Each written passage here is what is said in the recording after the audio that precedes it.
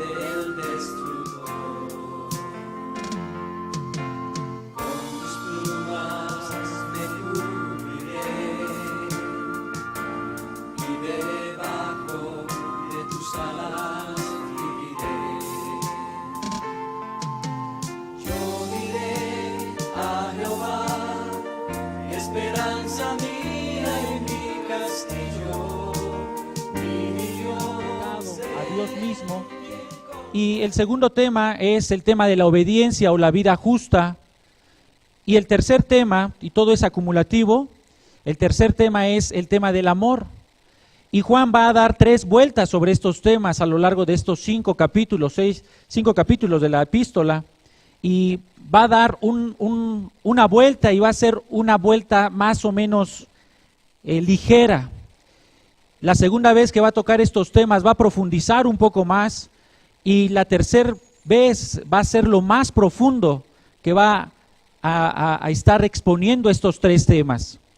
Nosotros nos encontramos aquí en la segunda vuelta, al final de la segunda vuelta, empezando el tema del amor.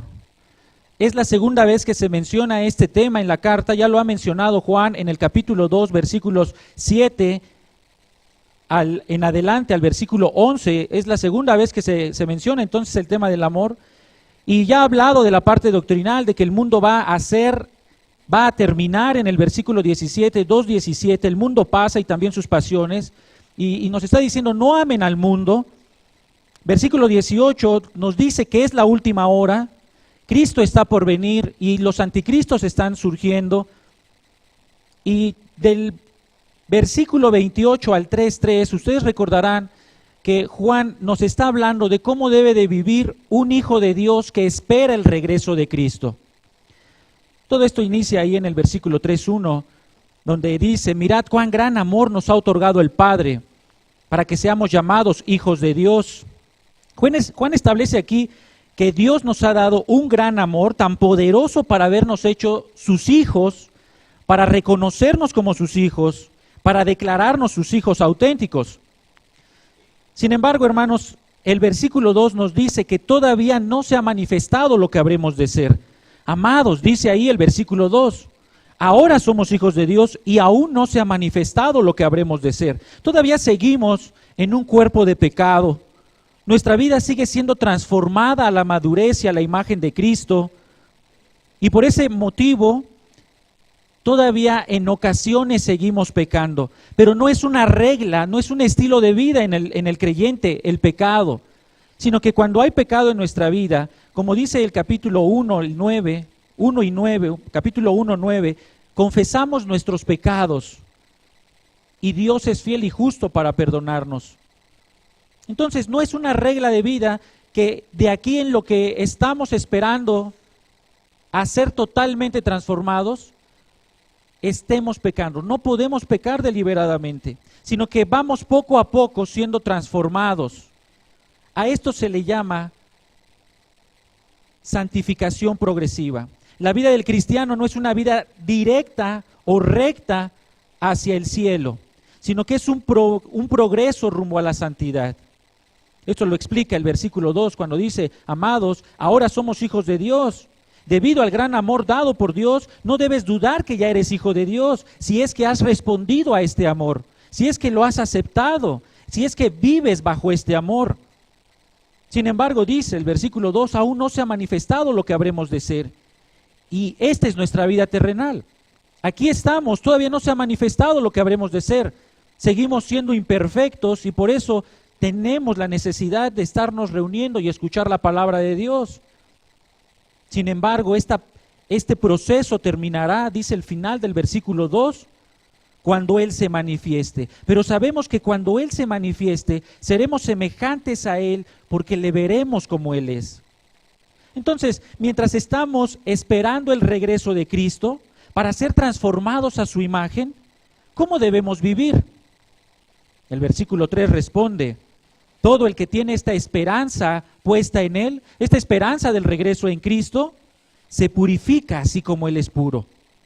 Mientras aún no se manifiesta lo que habremos de ser, debemos purificarnos a nosotros mismos. ¿Y qué significa purificarnos a nosotros mismos? Juan va a responder esta pregunta del versículo 4 hasta el 24. Y básicamente la respuesta a esta pregunta de qué significa purificarse a uno mismo tiene dos partes. De los versículos 4 al 10 es la primera parte que estudiamos la última vez que estuvimos aquí. Juan explica la primera parte y básicamente es vivir justamente. ¿Cómo vas a purificarte mientras esperas el regreso de Cristo? Y es vive justamente quitando tu pecado. El versículo 5 dice que Cristo vino para quitar los pecados. Literalmente Cristo levantó, arrancó o se llevó el pecado. Lo arrancó de nuestra vida. Ahora ya no somos esclavos del pecado. Él ha cambiado nuestro corazón, se ha llevado nuestro pecado. El versículo 8 dice que por otro lado también vino para destruir las obras del diablo. El que practica el pecado es del diablo, porque el diablo ha pecado desde el principio. El Hijo de Dios se manifestó con este propósito, para destruir las obras del diablo. Literalmente, desarticular o inutilizar el poder de Satanás en la vida del Hijo de Dios. Es decir, Satanás ya no tiene ninguna influencia, ningún poder en la vida del cristiano. El diablo ya no tiene poder sobre el cristiano. Así que, siendo uno que ha respondido al amor de Dios, a ese gran amor de Dios, y que ahora Dios le reconoce y le declara como uno de sus hijos, teniendo la esperanza del regreso de Cristo, el Hijo de Dios va quitando pecado de su vida rumbo a esa santidad, arrancando el pecado de su vida, porque Cristo ha quitado su pecado y ha neutralizado o ha eliminado el poder de Satanás en la vida del cristiano. Así que, ya sea desde dentro, desde tu corazón, Cristo ha quitado el pecado, ya sea desde afuera, desde las circunstancias o desde lo que Satanás puede hacer, Cristo ha puesto una barrera y ya eres intocable con respecto a Satanás. Ahora, como consecuencia de quitar el pecado, el único resultado posible es una vida justa, una vida progresivamente más justa, más obediente a Dios. Versículo 6, primera de Juan 3:6, todo el que permanece en él no peca. Versículo 7, el que practica la justicia es justo, así como él es justo. Versículo 9, ninguno que es nacido de Dios practica el pecado. Versículo 10, los hijos del diablo no practican la justicia y por implicación, los hijos de Dios sí practican la justicia. Sin embargo, esto es muy importante. Esta santificación progresiva, el estar quitando pecado y vivir obedeciendo a Dios, es resultado de una vida en dependencia con Cristo y con el amor de Dios. Es resultado de una vida en dependencia de Cristo y del amor de Dios. Otra vez vuelve a leer lo que dice el versículo 6.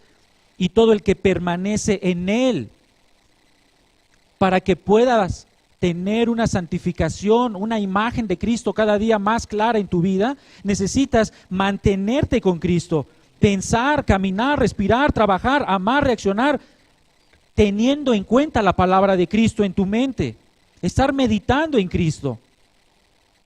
El versículo 9 confirma esta verdad de que no lo vamos a poder hacer solos, solamente es teniendo la simiente de Dios en nuestro corazón. En la simiente de Dios permanece el cristiano. Y esa simiente, por el contexto, entendemos que es Cristo. ¿Y por qué podemos permanecer en Cristo? Versículo 9, porque hemos nacido de Dios. ¿Y cómo le hacemos para nacer de Dios? Versículo 3:1, porque hemos respondido al gran amor que Dios nos dio. Así que todo depende del amor de Dios, todo depende de Cristo y de cómo estás respondiendo a mantenerte con Cristo. Esta es la primera parte de la respuesta. ¿Qué significa purificarse a uno mismo? La segunda parte de la respuesta inicia ahí mismo en el versículo 10. La segunda parte del versículo, en esto se reconocen los hijos de Dios y los hijos del diablo. Todo aquel que no practica la justicia. Hasta ahí termina la primera respuesta. Inicia la segunda respuesta. No es de Dios. Tampoco aquel que no ama a su hermano. Y aquí Juan introduce esta segunda parte. Y que no ama a su hermano no es de Dios. Entonces la balanza está nivelándose. Esta es la mitad del pensamiento de Juan con respecto a la sección. Y como una conclusión, dice la primera parte del versículo, y como una introducción, dice la segunda parte del versículo 10, para empezar a hablar con respecto al amor. Mientras se manifiesta lo que habremos de ser, el cristiano se purifica a sí mismo cuando vive justamente en dependencia de Cristo, pero no podemos quedarnos a un nivel de obediencia general, sino que debemos avanzar más específicamente al nivel o al grado del amor. En otras palabras, hermanos, obedecer los mandamientos de Dios sin amar a los hermanos es evidencia de ser un hijo de Satanás. Obedecer sin amar es igual a ser hijos de Satanás. Porque ciertamente pueden existir personas que obedezcan los mandamientos de Dios de manera externa, de manera ritualista, de manera moralista, por costumbre, por tradición, por inercia. Pero la evidencia de un hijo de Dios, la evidencia que no puede ser fingida, es el amor. Así que hoy quiero que veamos que si en verdad obedeces a Dios, debes amar a los hermanos. Si en verdad obedeces a Dios, debes amar a los hermanos. No hay otro camino. El argumento de Juan es sólido, es un solo pensamiento lo que está desarrollando. Si esperas el regreso de Cristo, eres nacido de Dios, porque te ha amado, te has purificado a ti mismo. ¿Y cómo haces esto? Viviendo en obediencia justamente. ¿Y esto qué significa? Que debes amar a los hermanos. Si en verdad obedeces a Dios, debes amar a los hermanos, o de lo contrario, solo es hipocresía. Así que el título de esta predicación es La necesidad de amar, la necesidad de amar. Y en realidad es una pequeña serie la que vamos a empezar para poder ver todo el capítulo, todo el resto del capítulo sobre por qué debemos amar. Y el día de hoy solamente en términos generales va a ser una introducción de lo que vamos a ver posteriormente. Y quiero que nos concentremos básicamente en responder esta pregunta: ¿por qué es necesario amar a los hermanos? ¿Por qué es necesario amar a los hermanos? Como les decía, esto inicia en el versículo 10. Y dice así el versículo 10: en esto se manifiestan los hijos de Dios y los hijos del diablo. Todo aquel que no hace justicia y no ama a su hermano no es de Dios. Juan está uniendo aquí la vida de la obediencia con el amor a los hermanos. No puede haber una persona que sea justa sin amar a los hermanos. Juan es muy claro en esto. Solo hay dos tipos de personas: o eres hijo de Dios o eres hijo del diablo. Y no es que Satanás pueda engendrar a alguien o que Satanás sea igual a Dios en cuanto a poder. Simplemente se está refiriendo aquí al que hizo el primer pecado, y este fue Satanás. Por eso se convirtió en el Padre, no porque haya engendrado. Si eres hijo de Dios, entonces tu vida está evidenciando una creciente obediencia. Y muy importante esto, hermanos, cuando nosotros leemos la carta de Juan, no la debemos de leer como si fuera un itinerario, tomando palomita de esto ya lo cumplí, esto ya lo cumplí, esto ya lo cumplí, esto ya lo cumplí. Realmente Juan lo que está diciendo son las evidencias que un hijo de Dios ya está dando en su vida. Y tal vez nos vamos a preguntar: es que yo no estoy dando esto, yo no estoy dando este fruto. Entonces, esta carta nos sirve para guiarnos hacia dónde debemos caminar.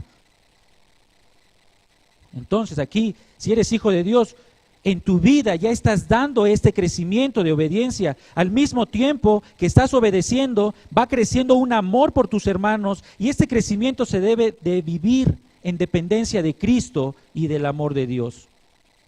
Ahora Juan va a acudir nuevamente al fundamento doctrinal. Y todo lo que vemos en primera de Juan es el fundamento. Esto es lo básico de la vida cristiana. Y para explicar esta implicación, que obedecer a Dios es igual a amar a los hermanos, él va a acudir al fundamento doctrinal. Versículo 11 dice: porque este es el mensaje que habéis oído desde el principio. Esto es lo fundamental de la vida cristiana. Este es el fundamento de la doctrina, que nos amemos unos a otros. Y realmente Juan, como les mencionaba hace un rato, ya ha mencionado este tema en el 2.7. En el 2.7 dice: amados, no os escribo un mandamiento nuevo, sino un mandamiento antiguo, que habéis tenido desde el principio. Y aquí se está refiriendo a este mismo mandamiento. Dice: es un mandamiento antiguo que apareció en el Antiguo Testamento. Y esta palabra la han oído. Versículo 8, por otra parte os escribo un mandamiento nuevo, el cual es verdadero en él y en vosotros. ¿En qué sentido es nuevo? Es escrito porque fue dado por Dios en el Antiguo Testamento, pero es nuevo en el sentido de que Cristo fue el primero en cumplirlo. Y dice que es verdadero en Cristo, porque Él mostró un verdadero amor por el prójimo. Pero también dice, versículo 8, y es verdadero en vosotros. Y entonces Juan toma esta verdad y ahora la vuelve a repetir. Y dice, esto es verdadero en el Hijo de Dios, no hay lugar a dudas. Y Juan va a volver a repetir este otro tema en su tercer giro. En el 4:7 va a decir, amados, amémonos unos a otros porque el amor es de Dios. En el 4:21 va a decir, y nosotros tenemos este mandamiento de Él, que nos amemos, que el que ama a Dios, ame también a su hermano. Y es posible, hermanos, que Juan estuviera aquí pensando en la noche cuando Cristo enseñó este mandamiento. Esta fue una noche, un viernes.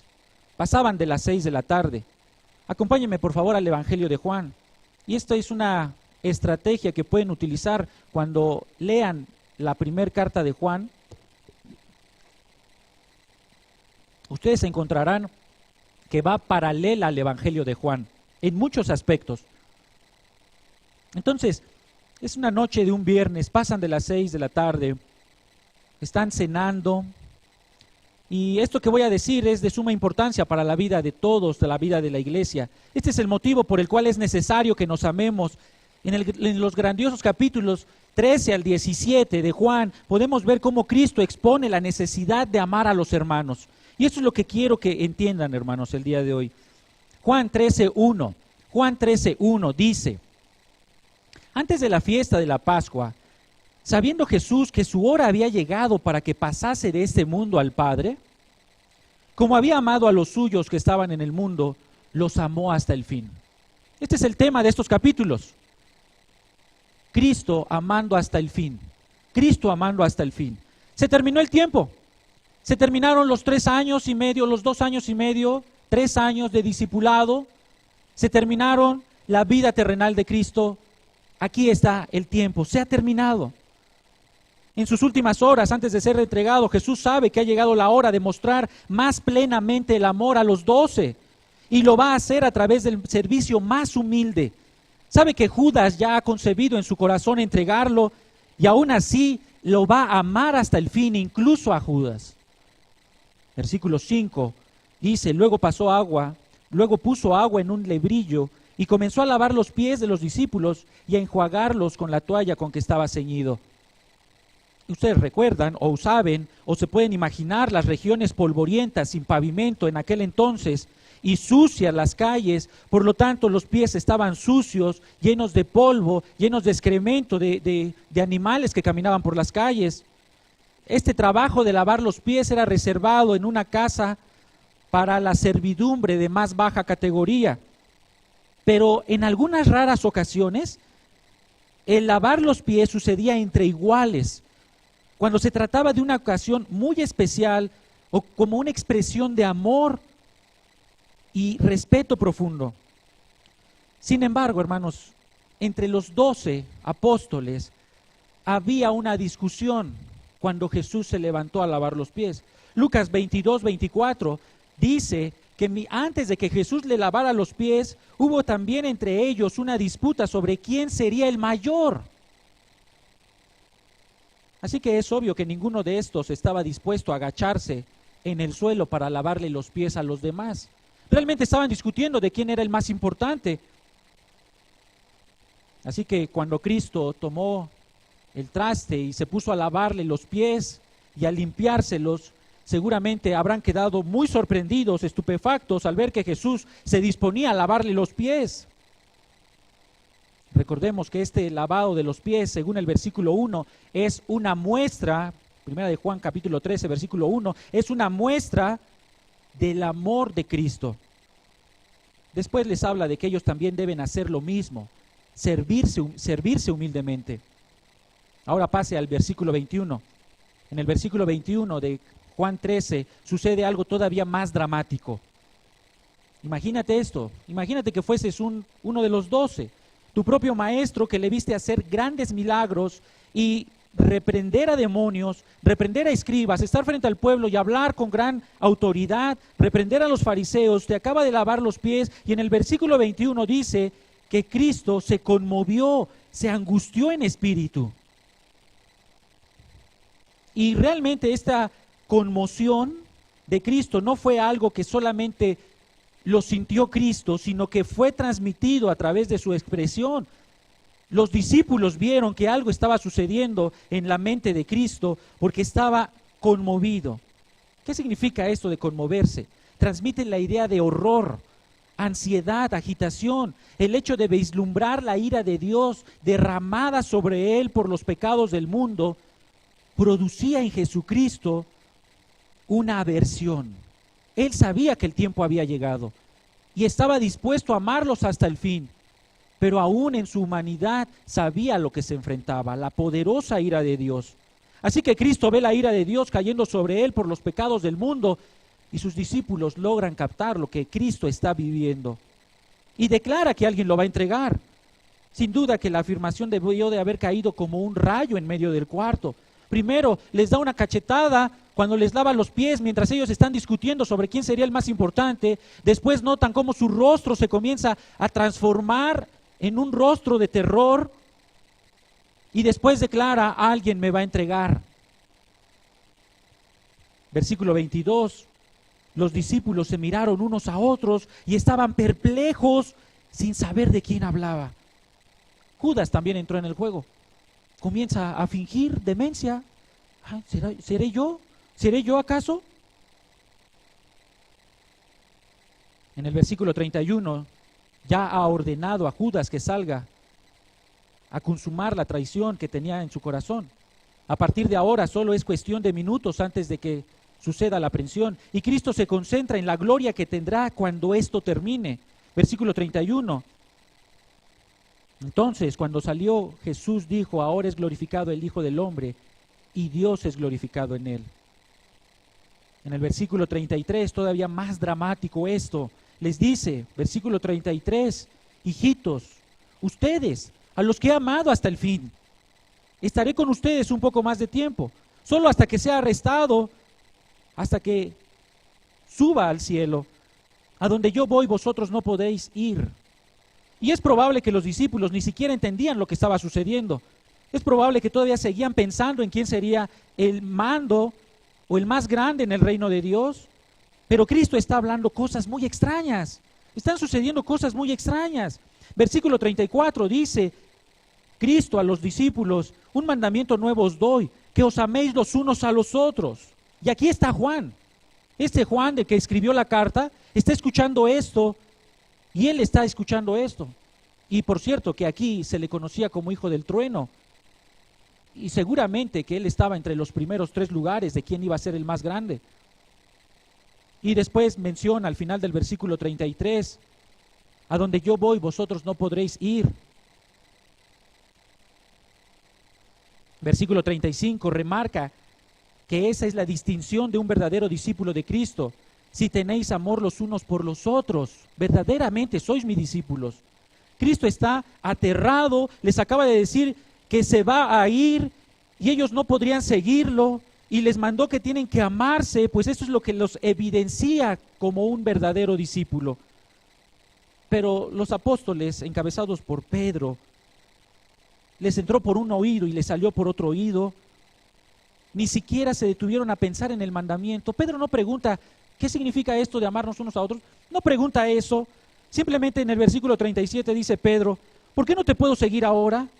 Mi vida pondré por ti. No he llegado hasta aquí para quedarme con las manos vacías, Señor. Yo quiero ir a donde estoy. Estamos discutiendo quién es el segundo o quién es el mayor en el reino de los cielos, y dices que te vas a ir. Oh, Señor, eso no es posible. Yo tengo que seguir contigo. En el 14:1, ellos están noqueados. No entienden nada de lo que está sucediendo, pero Cristo sí, y les habla de las recompensas. No se turbe vuestro corazón, creed en Dios, creed también en mí. Les habla de las cosas celestiales. Ellos comienzan a entender que el reino no es de este mundo. no es como ellos pensaban, que se trataba de juzgar a los fariseos, de gobernar a los romanos. Cristo se refiere al cielo y les dice, crean en mí. Pero observen el atrevimiento de Felipe en el versículo 8. Señor, ¿esto es el cielo? ¿Nos estás hablando del cielo, Señor? ¿No es aquí el reino, aquí en la tierra? Versículo 8. Muéstranos al Padre y nos basta para poder creerte, Señor. Muéstranos al Padre, porque, pues, primero nos lavas los pies de manera extraña, nos dices que nos amemos y después dices que te vas a ir. ¿Y el reino dónde va a quedar, Señor? ¿Nos estás hablando del cielo? Bueno, aunque sea, muéstranos el Padre para tener una confianza más certera. Con eso nos conformamos. Entonces sabremos que no te hemos seguido en vano. Realmente no puedo imaginar el grado de emociones encontradas que tendrían los apóstoles para que Felipe, ni siquiera Pedro, el más impetuoso, Felipe pudiera ser uno de los más callados. Esta afirmación retadora a Cristo. Ni siquiera fue el impetuoso Pedro quien dijo eso. ¿Puedes imaginarte lo que estaba sucediendo ahí en su corazón entre ellos? Se estaban codeando unos por otros, golpes bajos probablemente. Versículo 11, Cristo les tiene que hablar duramente. Creed que yo soy el Padre y el Padre en mí. De otra manera, creed a las obras. Crean a las obras por lo menos. Sin duda que están desconsolados estos hombres. No hay un reino como ellos lo imaginaron. Cristo se va a ir, les ha ordenado que se amen, les promete algo del cielo, pero ellos no lo creen. Están desconsolados, pero Cristo les promete el Espíritu Santo y les dice que el Espíritu Santo les hará luz en su mente. Este es el Consolador, el Espíritu Santo. Ellos están desconsolados. Versículo 27 al 31 retoma el tema de la partida. Cristo se está despidiendo de estos hombres a los que ama hasta el fin, que no entienden lo que está pasando. Y el versículo 31 dice, mi paz os dejo, mi paz os doy. Versículo 27, mi paz os dejo, mi paz os doy. Versículo 15 al 9 vuelve a remarcar Cristo, 15:9, capítulo 15:9. Como el Padre me ha amado, así también yo os he amado. Permaneced en mi amor. Esto es muy impactante. Lo que dice el versículo 11, se está despidiendo de los amados y les dice, estas cosas os he hablado para que mi gozo esté en vosotros y vuestro gozo sea cumplido. Este es mi mandamiento, que os améis unos a otros como yo os he amado. Pero ellos querían el reino. ¿Otra vez con lo mismo, Señor? No queremos paz. Un amor por nosotros. Nosotros queríamos el reino. Nos prometiste un reino. Arrepentidos porque el reino de los cielos se ha acercado. Cristo continúa enfatizando este mandamiento, versículo 13 al 14. Nadie tiene mayor amor que este, que uno ponga su vida por sus amigos. Vosotros sois mis amigos si hacéis lo que yo os mando. Este es el amor. Morir en el servicio, poner su vida por su amigo. Versículo 17. Esto os mando, que os améis unos a otros. Bueno, Señor, ya basta. Ya basta. Ya no tendremos el reino que nos imaginábamos, estamos desconsolados, te la pasas repitiendo que nos amamos, que nos amemos y que nos debemos amar unos a otros. Pues ¿de qué se trata, Señor? Y aquí está, hermanos. Estos son los hombres a los que Jesucristo amó hasta el fin, que ni siquiera podían ver lo que se avecinaba y les explica de qué se trata. Versículo 18, 15-18. Si el mundo os aborrece, sabed que a mí me ha aborrecido antes que a vosotros. ¿Qué, Señor? ¿Qué estás diciendo, Señor? Si se supone que tú eres el rey y nosotros vamos a gobernar contigo. ¿Escuchamos bien, Señor, lo que estás diciendo? 16:2. Os expulsarán de las sinagogas y aún viene la hora cuando cualquiera que os mate pensará que rinde un servicio a Dios. Y harán esto porque no conocen a mi Padre.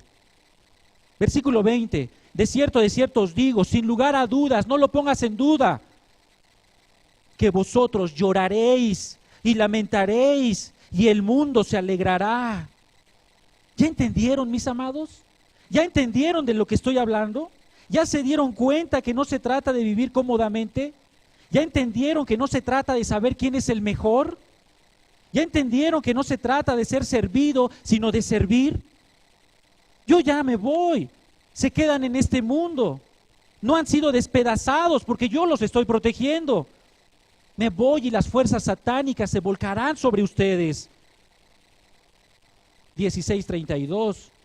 He aquí, la hora viene y ha venido ya. Ya está esto aquí.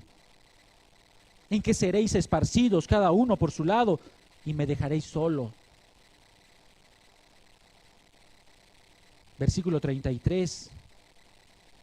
Estas cosas os he hablado para que en mí tengáis paz. En el mundo tendréis aflicción. No esperes otra cosa del mundo. No pienses que tienes más apoyo y mejor amor con los de afuera. No confíes en la sonrisa de la vanagloria, del materialismo. No pienses que eres importante porque el mundo te está sirviendo, porque te está reconociendo algo. No mires el brillo de la lujuria, el resplandor de la moda. No te descarríes por la pasión de la carne. Esto es lo único que esperas del mundo. El llanto, el lamento, el odio, el aborrecimiento. Pero estos hombres estaban pensando en quién sería el mayor. Cristo les tiene que decir, el amor entre ustedes es lo único que vas a tener en esta tierra. Humanamente hablando, estás solo. Dejen de pensar quién es el mayor. Sírvanse unos a otros con humildad. 15:13. Nadie tiene mayor amor que este, que uno ponga su vida por sus amigos. Vosotros sois mis amigos, si hacéis lo que yo os mando. En la intimidad con el Padre, en el capítulo 17, estos hermanos, estos 11 apóstoles, porque aquí Judas ya había salido, se quedan dormidos después de que Cristo les explica esto. Les acaba de decir, ya llegó la hora, hijitos míos, ya llegó la hora. Prepárense porque van a ser apretados por el mundo. Y se quedan dormidos. Y el Señor Jesucristo está orando aquí en el capítulo 17. Y escucha sus palabras de nuestro Salvador. Capítulo 17, versículo 11. Y ya no estoy en el mundo. Cristo prácticamente ya sabe que está fuera de este mundo. Mas estos están en el mundo. Yo voy a ti, Padre Santo, a los que me has dado, guárdalos en tu nombre para que sean uno, así como nosotros. Versículo 12. Cuando estaba con ellos en el mundo, yo los guardaba en tu nombre. Versículo 14. Yo les he dado tu palabra y el mundo los aborreció. Porque no son del mundo, como tampoco yo soy del mundo. No ruego que los quites del mundo, sino que los guardes del mal. No son del mundo, como tampoco yo soy del mundo. Versículo 20. Mas no ruego solamente por estos, sino también por la iglesia cristiana Nesa. También por los que han de creer en mí por la palabra de ellos, para que todos sean uno, como tú, oh Padre, en mí y yo en ti, que también ellos sean uno en nosotros. Cristo no está pidiendo que pase rápido la prueba. Cristo no está pidiendo ni siquiera fortaleza para Él mismo. Cristo no está pidiendo nada de eso, simplemente se está enfocando en los que ha amado hasta el fin. Padre, que no se dividan, que se amen como nosotros. Señor, que sean uno solo. Esto es lo que escuchó Juan aquella noche y lo repitió en su carta, porque es lo que más carecemos. Es de lo que más carecemos, un amor servicial y humilde por los hermanos. Con esto en mente, regresen por favor a nuestra carta. Primera de Juan, capítulo 3. Regresa a Primera de Juan, capítulo 3, versículo 11 y 12. Porque este es el mensaje que habéis oído desde el principio, que nos amemos unos a otros. Versículo 12. No como Caín, que era del maligno y mató a su hermano. ¿Cómo lo mató? ¿Recuerdas la historia? En Génesis 4, ¿cómo mató? Fingiendo que era su hermano, fingiendo amor. Así como Judas fingió amar a Cristo y al final lo traicionó. ¿Cómo lo mató? Su sangre fue derramada. No fueron gotas. Dice el texto que se derramó su sangre, despedazando a su propio hermano. Golpeó a la única persona que había conocido después de sus padres. No había nadie más en el mundo, el relato lo dice. Solamente estaba él y sus padres. Y habían vivido desde la niñez. Él era el mayor. Él lo cargó en brazos. Él lo llevaba cuando era pequeño. Él lo estuvo guiando.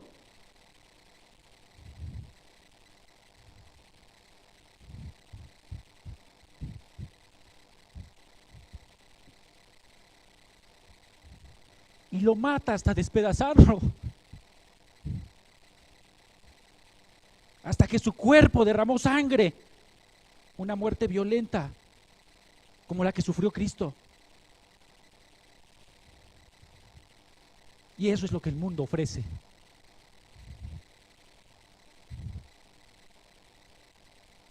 Eso es lo que desea para el Hijo de Dios.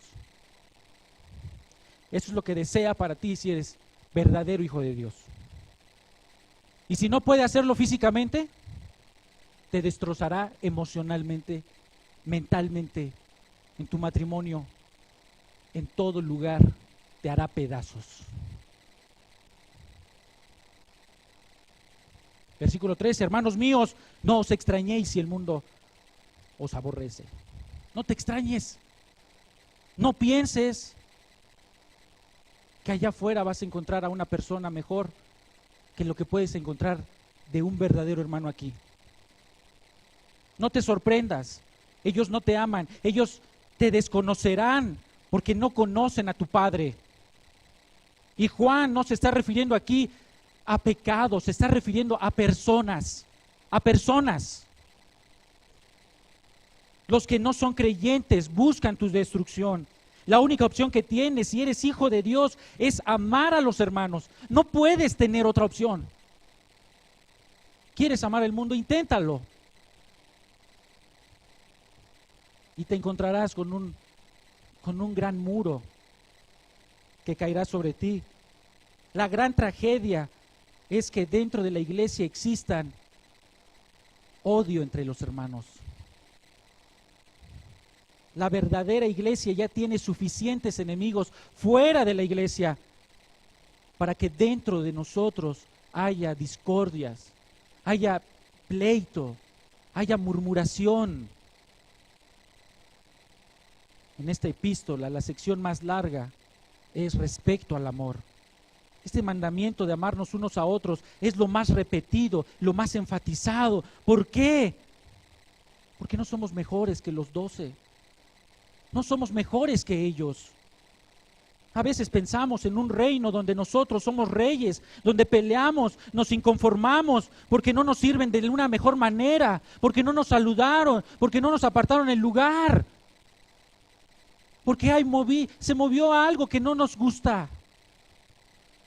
Aquí también hay Felipes que dudan de la palabra de Cristo, que querían pruebas. También hay Pedros que quieren seguir solo por obtener beneficios. También hay Judas que fingen amor y traicionan.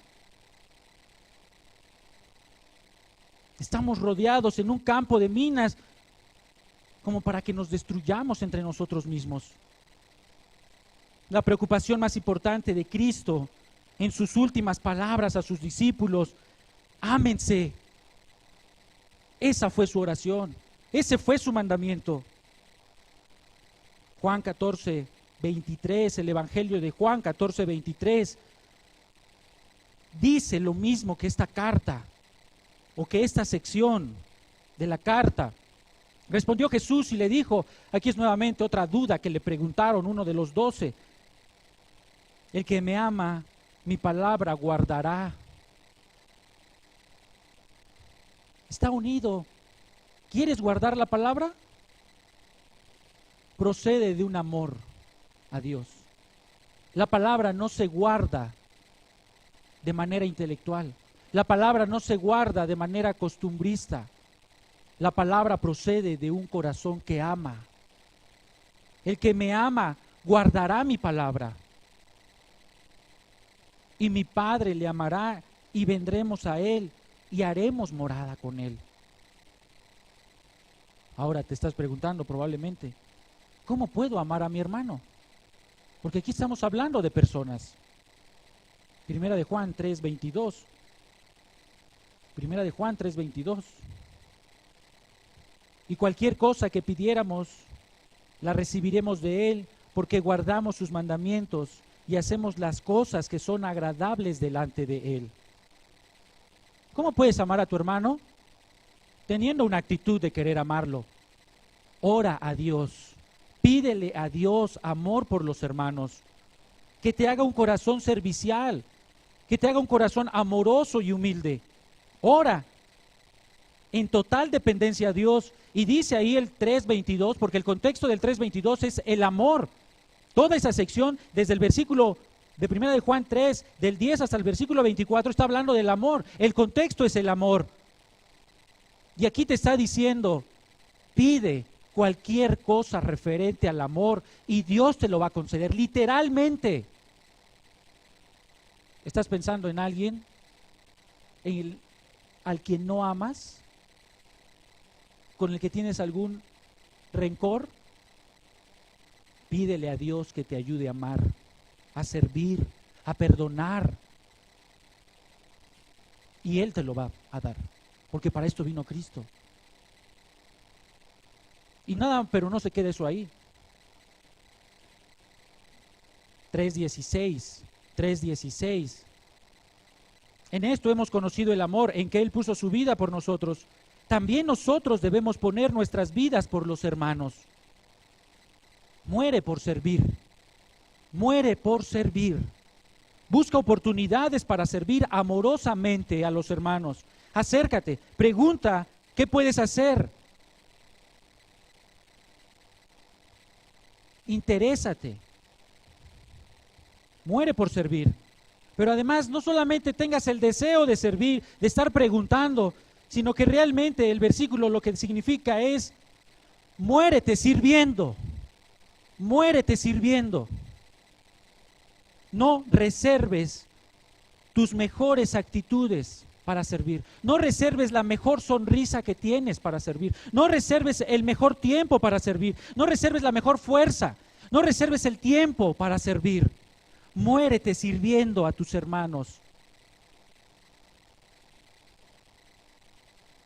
Hermanos, tenemos esta responsabilidad y este gran privilegio.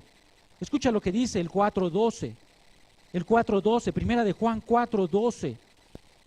Este versículo siempre me ha impactado. A Dios nadie le ha visto jamás. ¿Has visto a Dios? Nadie le ha visto. Nadie le ha visto. Él es el Dios que habita en luz inaccesible. Ni siquiera sus propios querubines lo pueden mirar a los ojos. Nadie lo ha visto. Pero ¿quieres saber cómo puede ser visible en este mundo? ¿Quieres saber cómo puedes mostrarle a las personas que Cristo es real? ¿Que el Dios de la Biblia realmente transforma corazones? ¿Que realmente nos ha dado un gran amor por nosotros? Nadie ha visto a Dios jamás. Si nos amamos unos a otros, Dios permanece en nosotros. El amor que tú demuestres a tu hermano, a tu esposo, a tu esposa, a tu hijo, tu hija, es la manifestación física del Dios invisible. Ese es el gran privilegio que tenemos, hermanos.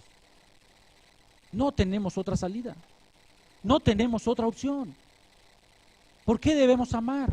Porque no vamos a encontrar nada allá afuera. Solamente estamos nosotros aquí, humanamente hablando.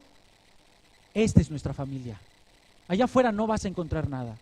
Pero además debemos amar porque tú eres la expresión física del amor de Dios invisible. Amén, hermanos. Vamos a hacer una oración. Amado Padre, Señor, te agradecemos por tu hermosa palabra y Padre, te ruego que tú traspases nuestro corazón, Señor, y quites las escamas de necedad, que tires nuestros argumentos, Padre, que quites nuestras ¿Quién confiaré? Yo habito al abrigo del Omnipotente, yo moro bajo la sombra del Altísimo, yo habito al abrigo del Omnipotente, yo moro bajo la sombra del Altísimo.